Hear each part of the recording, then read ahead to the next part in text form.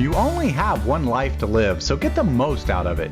On Good Life, Great Life, join me, Brian Highfield, and my guests as we share success stories, habits, mindsets, and lessons learned by successful people. These lessons are not taught in schools, but are critical for getting ahead in life. Whether you want a successful business or career, optimal health, or a lifestyle that most people just dream of, Good Life, Great Life has you covered. After retiring from a successful corporate career in my 40s, I founded multi-million-dollar businesses in the sports and healthcare arenas. Now, I help everyday people maximize their lives and speak regularly at seminars, on podcasts, and radio shows to share principles on the topics of health, wealth, and happiness. Don't let a good life get in the way of a great life. Join me today on Good Life, Great Life. Well, welcome to another episode of Good Life, Great Life. So we want to turn your good life into a great life. And today we have with us a very special guest. We have Phoenix Jackson. Welcome to the program, Phoenix. Hi, Brian. Thank you so much for having me. Absolutely. So Phoenix is the founder and chief communications officer for the Phoenix Effect. She's also a corporate communication strategist, an expert in social entrepreneurship, and we're glad to have you with us. Thank you. How's your day been going there? You know, it's been great. I can't complain when it's 80 some degrees and sunny. It's hard to be sad when the weather's this good. You know what? That is fact. That is fact. So we both did something over the last many years. We moved to warmer climates. I think we're halfway to retirement because that's what retirement people do. Yeah, exactly. That's what you do. You buy the white shoes and you get the car and you leave your blinker on. I mean, that's all required for being retired nowadays. I love that. So tell us a little bit about your background and what you're all about, Phoenix. Yeah. So I started the Phoenix Effect back my sophomore year at college in the University of Denver. I was like one of the only students that had a business back then. I won like their Entrepreneur of the Year award upon graduation, et cetera, et cetera. It was just, I had this thing in my head of, I don't want to go outside of college and get a job. I'm going to start something that I can build upon. Now, this was before, the internet was as robust as it is. So we stepped into the branding and marketing space. We help people with everything from like logo design to advertisement design, campaigns, and web. And web back then was a monster. You had those fancy flash websites that, played the music as soon as you turned it on, and all this stuff, right? And we just decided to build a business off of helping people sort of look good within their businesses. We saw a big gap, specifically in Colorado. And we thought, let's jump in here and also bring a fresh perspective of like a millennial, woman of color. Like, let's bring a different perspective. And most of our clients were very diverse. We worked with some of the top Jewish organizations, the Latinx community, Asian Americans, Black Americans. It was just very diverse. And it was just really awesome. I loved just the process of the growth and adaptation. And of course, over the years, we evolved and kept those original services of the branding, web, marketing, all of that. But then we evolved into communication strategy and public relations. We work with so many celebrities, politicians, NGOs, international business leaders, humanitarians. We've worked with a gamut of people. And what I've noticed about all of them and sort of what our criteria is as we choose, who we're going to work with, is that the person has to be doing something that's pushing the human collective forward, right? Like someone who's doing something based on impact, someone who's doing something that's going to be, far reaching and that's going to help heal on some level. And so that's why the company is the Phoenix Effect, because it's like, we're here to affect, we're here to impact, we're here to help. So, influence something and shift the needle. 16 years later, I'm sitting here with you and we're having a good episode. That's right. So talk about public image a little bit. I mean, people I think can understand, for politicians and people in the public eye, how important that is, but how important is it for businesses or just everyday people to have a strong public image? Oh my, it is extremely important. I remember when social media was sort of starting to take off, not from this standpoint of how Facebook started, which was in my freshman year of college. Facebook started as sort of this young, fun thing. I remember the shift around 2012, 13, when people said, you know what, we're actually going to be nosy as your future employer. We're going to look on your Facebook. Yeah. Actually, it started that earlier than that, but it broke, like it spread out and kind of caught wind with major corporations doing this around that time. They started paying attention to the people they were hiring. So you could be the perfect candidate, could have came in with the best smile and the great, you're going to be the self-starter. You're like, I'm going to be the best person to bring all the initiative in the world. And when that hiring manager saw you binge drinking on a beach somewhere on your profile, that wasn't anywhere, good, huh? nope. They're like, oh, this person's not a reflection of our company, Yeah. right? And so I knew then the importance of the personal brand and the personal image as an individual. And I would tell people at the least, if you're someone who's going into the tech field, or you eventually want to be a C-suite level executive in your lifetime, it doesn't happen tomorrow. Like whether you're looking at that 10, 20 years on a line, you got to have a really great souped up EPK, and you got to have a cute little 1 to 3 page website that really shows who you are and what you're about. The downside of the internet is that people can put out any type of information they want. And if people who are important and who you're looking to connect with sees that first, that can shut the door for your opportunity. And so you always want to be ahead of your own public image in the best way possible. And who can, help you with your public image other than yourself, or of course, hiring a professional. Yeah, and we actually experienced that recently, where we were looking to hire an assistant here in our house, and one of the applicants, my wife looked her up on social media and saw some things that just she did not like at all, and so it immediately disqualified this person. See, and it still matters. I think now I know that the younger millennials have sort of ushered in the age of, hey, I'm living my life, and if I'm good at my work, just take that. If I have tattoos up to my neck, that's my life, that's my business, just accept me as I am.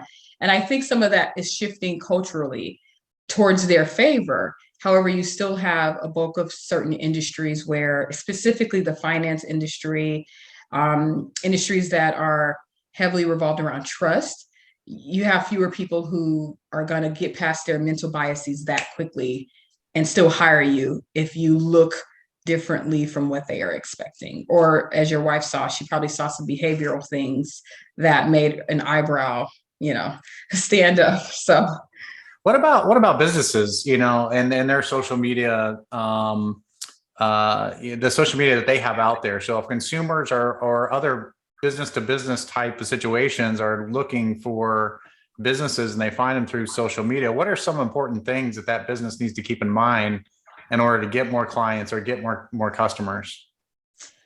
So one thing I always tell businesses, no matter how big or small, is to keep their customer experience as consistent as possible, right? Because I have seen, unfortunately, situations where someone who wasn't even a customer of the business put out a negative profile, but it was based on something personal within the company with someone, right? So something happened somewhere, and someone placed out a negative customer profile on Yelp or Google reviews saying X, Y, and Z. And the only way one company was able to combat that comment was to say, hey, we don't even do that within our company. We don't have that processes at all. So I think keeping a consistency in your customer life cycle, right? That should be number one. And then finding that standard. The second thing is everyone, no matter if they are a receptionist, a janitor, all the way up to the CEO, or even if you're in a very small business where it's 1 or 2 people, everyone represents the company. And I've had people roll their eyes at me. It's like, oh, but I don't want to represent the company. I just want to answer. I just want to answer the phone and tell them who to talk to. You're their first point of contact. You represent the brand. So with that, companies should have trainings out the gate of, this is our company's voice. This is our brand. This is why we do what we do. This is, how we do what we do. And this is our standard of communicating with the outside world. So that part is important too. So knowing your customer life cycle and that processes. And then second would be making sure that everyone in your office, like I said, if it's 2 people, 100 people, everyone knows they are a face of the company. And if you're an organization that handles very complex issues, you have to even have social standards with your executives and your teams. Make sure that people dissociate themselves from the company if they have a strong political stance in one way or another. It's fine to have your political stance. It's fine to have your thoughts around whatever, but make your page to where it's not connected to the business, because we don't want people to think that this is the voice of the business. So I think companies is always put those communication standards in place as well and train their workforce. It can be a one-day training on that. So a lot of it, I mean, a lot of what you're talking about really has to do with the company culture and bringing those employees into the fold of, this is our culture, this is who you're representing, and Yes. proper training, in line with that. Exactly. And, PR, which is our, the bulk of our specialty, PR, public relations, is not just media relations. I think that's what people immediately think of. They're like, oh, you're going to get me on this podcast, this TV show, I'm going to be on Oprah. Like, okay, yeah, that's a component of PR. Yes. But that's only 1/5 of PR. There's corporate relations, there's community relations, there's brand partnership and development, which is a form of public relations. There's crisis management, and there's risk management as well. Those are all a form of public relations and how a company sort of interacts with individuals, internal and external. So I try to let people know that as well. Like, as you are all the face of the company, think about in every way you're relating to the public. Your corporate relations does not match necessarily the community relations. How you deal with community partnerships and how you deal with the individuals that you have helped fund is not in the same vein of how you work with strategic partners who could potentially pay the bills, right? The work you do over here in community should be positive PR that affects and impacts what you attract over here. Like, there's so many pieces to it. So we try to educate companies in the best way possible to make sure they don't find themselves in a boo-boo in any form of public relations that they move in, Yeah. So let's talk a little bit about social entrepreneurship. Yes. Your profile says you're an expert in social entrepreneurship. I mean, first of all, for our listeners, what is that? How do you define social entrepreneurship? Social entrepreneurship, AKA impact entrepreneurship, is the ability to create something that's pushing the human collective forward, and the short and dirty of it, right? Someone who says, hey, I own this clothing line and here's my clothes, that's not a social enterprise. But if someone says, hey, which we do have a client in this vein, right, who says, hey, I'm the foremost leader in suicide prevention, and I have toolkits and everything to train your people on how not to get burned out. I have toolkits on suicide prevention and post-prevention, just in case there is a suicide commitment within the company, which has always been happening across America and around the world, actually.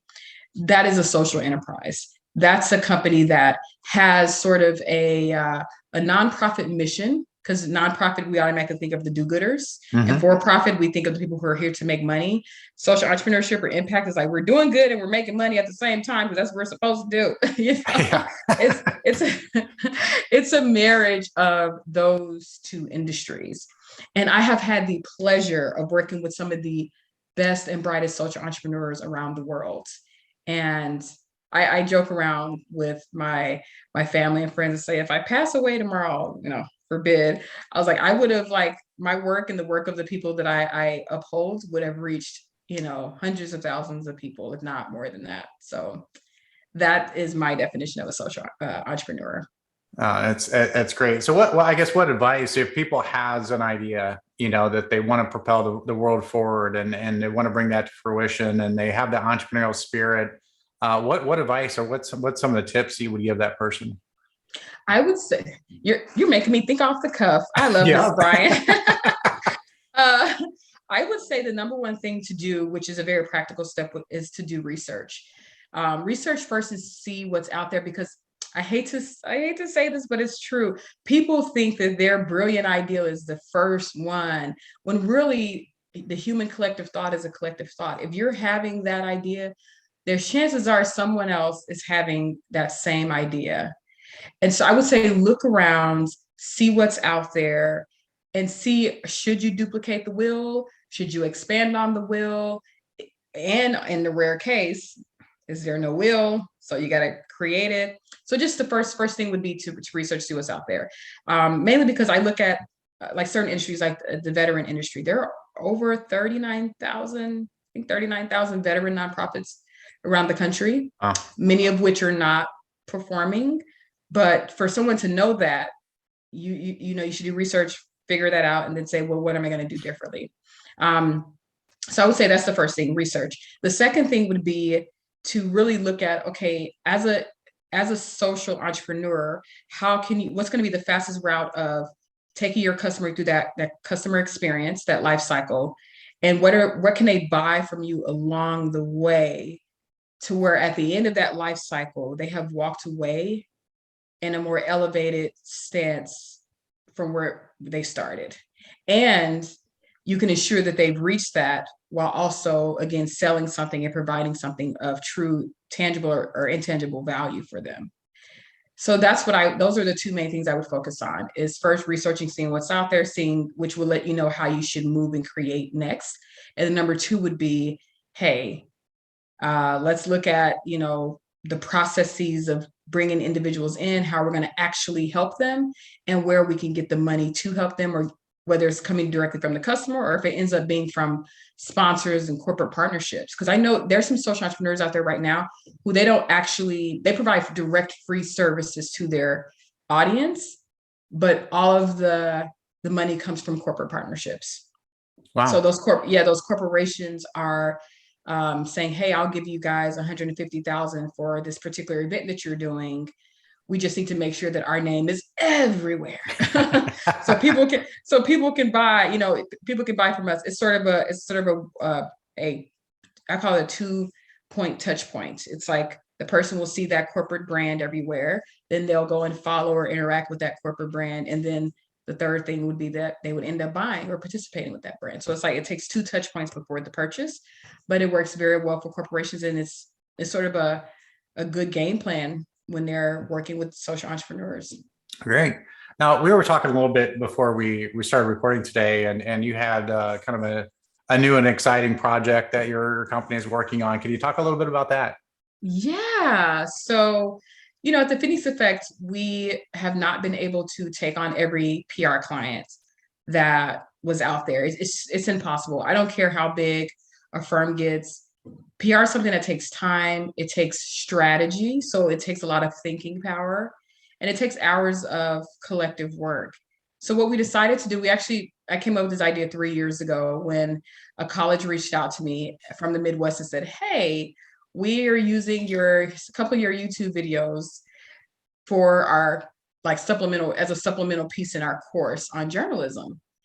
And I was like, okay. And then I got the idea then, like, well, maybe I should start an online academy to actually supplement this, because this wasn't the first time I've heard someone in the higher educational field say, from a more critical point of view, that a lot of the universities aren't actually teaching public relations the right way. They're putting it under journalism, and they're not actually teaching practical strategy and practical application. So people walk away thinking, well, what is PR? I think it's just building relationships. Like they have no practical application. So our job, what we thought our job was to just teach. Like, how can we teach? How can we give them practical application? And I did some testing, around just different groups, Clubhouse and other areas, to see, like, can people actually apply some of our techniques themselves to do their own PR? And yes, they were able to do that. So June 1st, launching the PR University, and we're going to have curricula in there for your do-it-yourselfers who just want to donate maybe 5 hours back to their business a week, I would say, to do their own PR, to get that notoriety, to tap into our media contacts, tap into the who, what, when, where, and why, and how of media relations and building out their own story strategy. And then we also are going to have a path for actual undergrad and graduate students who are in journalism or who are trying to get a communications degree, and they want to actually have practical skills in PR, because there is a shortage of individuals in this field. And it would be nice to have more people in the field who actually can, on either side of it, can vet, pitch, and even accept great PR stories. No, that sounds great, and it is, it is expensive service. For anybody that's, I guess, it's worth their weight. In the PR industry, it is an expensive service. So I think this is a good alternative for people Yeah. to kind of pull themselves up by their bootstraps and do a lot of it and learn more about it themselves. So I think it's a great service. Yeah, and it'll be a fraction of the cost, of course, going to a university and not learning the skills. Yeah. So, so it's going to be at thepruniversity.com, and we'll have all of just the information there. And I'm really excited. It's going to be fun. And for years, I've been in business for 16 years. We've never had a B2C product because, like I said, what we do is very specialized, and every company and organization needs a different level of consulting. But this will be a way to provide something to the public that's inexpensive, that will educate them, and they'll be able to take it and run with it. And I'm hoping that I'm going to create my next leg of publicists. I'm hoping I'll be able to create some strategic thinkers and people who will be able to work with our next big stars and next big, celebrities and politicians, and make sure that their good deeds and words are being heard amongst the noise of our current media climate. Awesome. Well, good. And Yeah. we're getting low on time here, but I want to make sure that if our audience wants to get to know you a little bit more or get in touch with you, how they can do that. Yes. So again, if you go to thepruniversity.com to find information about our new school. But if you would like to learn information about the company, you can go to phoenixeffect.com, and that's Phoenix, PhoenixAffect. You'd be surprised how many people Oh, I misspell know. my first name. Yeah. So phoenixeffect.com, and there's information on there about our services, what we do, links to, the LinkedIn and everything. And again, I'm Phoenix Jackson, and I'm the head publicist, and I'm the CEO. And I love the work that I do. And if you guys have any questions, don't feel, bad about contacting us. You can email me and the team directly. If you have like literally any questions about the work that we do, we'll be happy to talk to you. We're at contact@phoenixeffect.com. Awesome. Awesome. Great. Yeah. Good stuff, Phoenix. So our guest today has been Phoenix Jackson. She is the founder and chief communications officer of the Phoenix Effect. So this has been a great conversation, Phoenix. I wish we had more time. We'd love to learn I so much know. more about what you're doing out there and all the help all the social entrepreneurs and aspiring social entrepreneurs that are out there. So thank you so much for being on the program. Of course. Thank you. And I appreciate you for having me.